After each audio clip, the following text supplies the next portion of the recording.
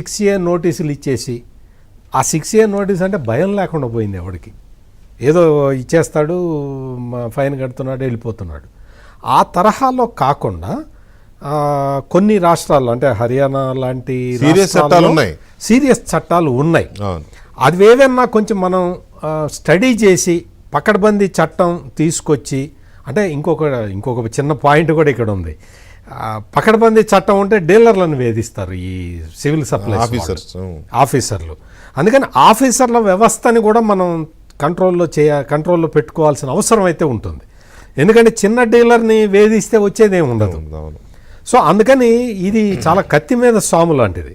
మనం ఒకవైపు rice smuggling జరగకుండా చూడాలి, పేదవాడు తినేలాగా చూడాలి.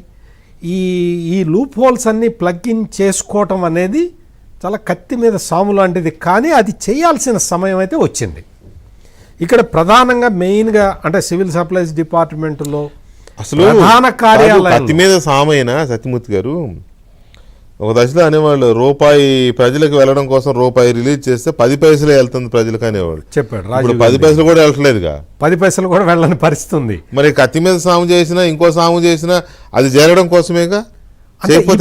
ఇప్పుడు కొంతవరకు ఏంటంటే ఈ సివిల్ సప్లైస్ డిపార్ట్మెంట్లో హెడ్ ఆఫీసులో ఉన్న కొంతమందిని మారిస్తే, కొంతమంది ఆఫీసర్లు ఉన్నారు అప్పటి నుంచి కంటిన్యూ అవుతున్న వాళ్ళు, లేకపోతే 5 సంవత్సరాల కన్నా పైబడి ఇంకా అక్కడే ఉన్నవాళ్ళు ఆయా ప్లేసుల్లో ఇంకా ఉన్నారు, చాలామంది ఉన్నారు.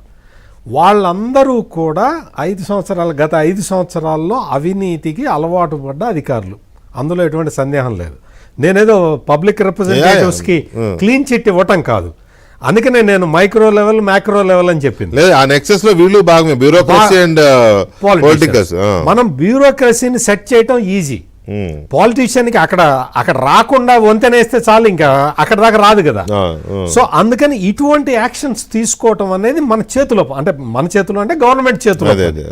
ఈజీగా చేసే పనులని మనం చేసుకుంటే ఇప్పుడు సిట్ కూడా ఇమ్మీడియట్గా దర్యాప్తు ఇవన్నీ మొదలు పెట్టాలి.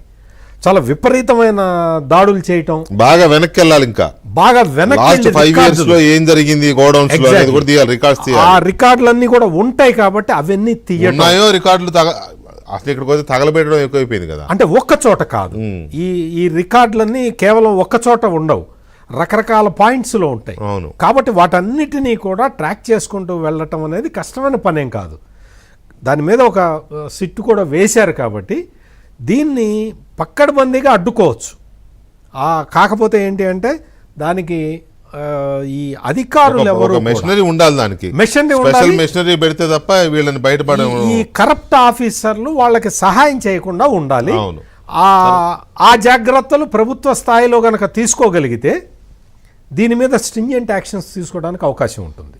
తర్వాత ఇంకొక విషయం, ఇందాక గఫూర్ గారు అన్నట్టుగా చాలా నమ్మకమైన వ్యక్తి చెప్పాడు, కాన్ఫిడెన్షియల్ సోర్స్ ప్రకారం ఈ అవినీతిని అరికట్టడం కోసం మొత్తానికి దాన్ని బియ్యం సప్లైని తీసేసి నగదు బదిలీలాగా దాని ఖరీదు ఏదో డబ్బులు ఇద్దాము అనే ఆలోచన చేస్తున్నట్టుగా తెలిసింది నాకు అని అన్నారు. అది సొల్యూషన్ అవుతుందా దీన్ని అరికట్టడానికి? నాకు తెలిసి అటువంటి ప్రపోజల్ ఎక్కడ ఉన్నట్టు నాకైతే వాళ్ళకున్న సోర్సెస్ లో ఆయనకుంది. ఒకవేళ అదే అనుకుందాం, ఆయనకున్న అఫీషియల్ గా ఒక ఆఫీసరో ఎవరో చెప్తేనే అని ఉంటారు, లేకపోతే అంత ఈజీగా ఆయన 2 సార్లు ఎమ్మెల్యే చేసిన ఆయన ఆ మాత్రం సోర్సెస్ కాదు, సోర్సెస్ ఉంటాయంటున్నా. పైగా కమ్యూనిస్ట్ నాయకులు కాబట్టి కమ్యూనిస్ట్ నాయకులకి ఆ రేంజ్ లోనే ఉంటాయి, సోర్సెస్ లో ఉంటాయి. కాబట్టి ఒకవేళ అది అనుకుంటే, ఆలోచన కనుక ఉంటే అది సొల్యూషన్ అవుతుందా? అది కాదండి, కరెక్ట్ సొల్యూషన్ ఖచ్చితం కాదు. ఫుడ్ సెక్యూరిటీ యాక్ట్ ప్రకారం మనం ఫుడ్ గ్రెయిన్సే ఇవ్వాలి. ఫుడ్ గ్రెయిన్స్ అవైలబుల్గా పెట్టాలి. అవైలబుల్గా పెట్టడం అంటే కిలో 2 రూపాయలకి ఇవ్వటం, లేకపోతే అటువంటి చర్యలే తప్ప మనం ఫుడ్ గ్రెయిన్స్ అవైలబుల్గా పెట్టకుండా డబ్బులు ఇస్తాను అంటే బయట మార్కెట్లో 100 రూపాయలు పెట్టి కొనుక్కోలేడు కదా. కొనుక్కోవడం కాదు, పెద్ద ఉపద్రవం ఉంది అసలు. కాకినాడ పోర్టు నుంచి ఆ రైస్ షిప్పులు ఎక్కడికి వెళ్తుంది? లక్షల టన్నులు ఐవరీ కోస్ట్ కి వెళ్తుంది. ఐవరీ కోస్ట్ ఆఫ్రికన్ కంట్రీస్ కి బియ్యం లేదు కాబట్టి అక్కడ 100 రూపాయలు 150 రూపాయలు కిలో అంట, ఇక్కడ 10 రూపాయలు కొనుక్కెళ్ళి అక్కడ అమ్ముకొని సంపాదించుకుంటున్నారు కదా. ఇక్కడ ఆపితే అదే దరిద్రం ఇక్కడ వస్తుంది. నేను అదే చెబుతాను, అంటే ఫుడ్ అదే దరిద్రం వస్తుంది. ఆ ఫుడ్ సెక్యూరిటీ యాక్ట్ ప్రకారం మనం ఫుడ్ గ్రెయిన్స్ సప్లై చేయాలి తప్ప నాట్ క్యాష్. క్యాష్ అందుకని బహుశా నేను